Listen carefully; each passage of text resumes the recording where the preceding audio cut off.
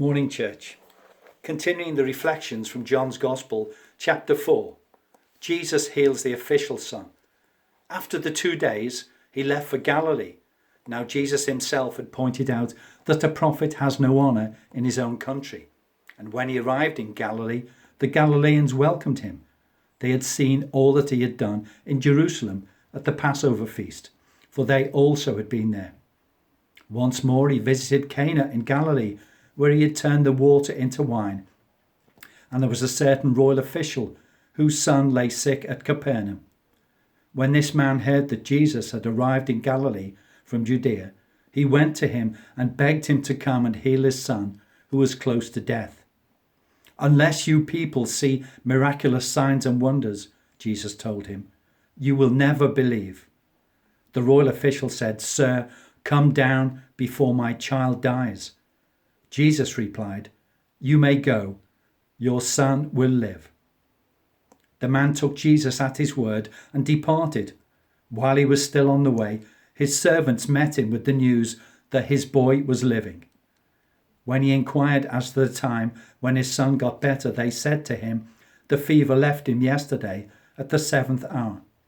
Then the father realized that this was the exact time at which Jesus had said to him, "Your son will live." So he and all his household believed. This was the second miraculous sign that Jesus performed, having come from Judea in Galilee.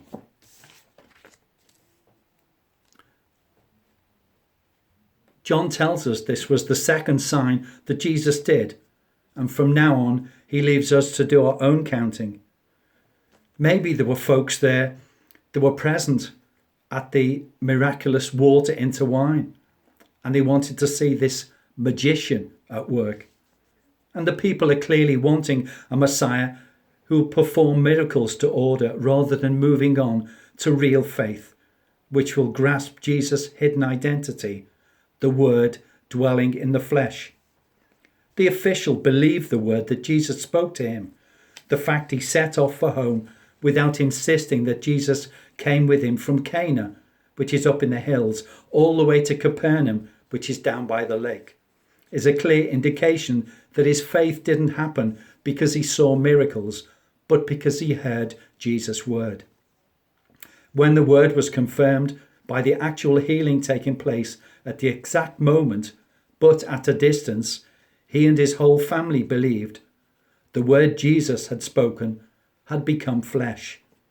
The distinction between believing because we have seen something and believing on the strength of Jesus' words remains important throughout the Gospels. It reaches its final dramatic statement in Jesus' gentle rebuke to Thomas. "Have you believed because you have seen? Blessed are those who haven't seen and yet believe." The healing of the Roman officer servant recorded in Luke 7, where the Roman officer sends friends to tell Jesus he only needed to say the word and healing would occur. Such an incredible faith indeed. The concern amongst his followers after hearing his teachings, "This is getting all too hard for us," they said, and many turned away. He asked his disciples, "And you, would you like to leave also?" Simon Peter replied, "Lord, where are we going to go? You have the words of eternal life." That remarkable story when Jesus waited for 4 days before visiting Martha and Mary in order to show the power of God by raising Lazarus, his friend, from death.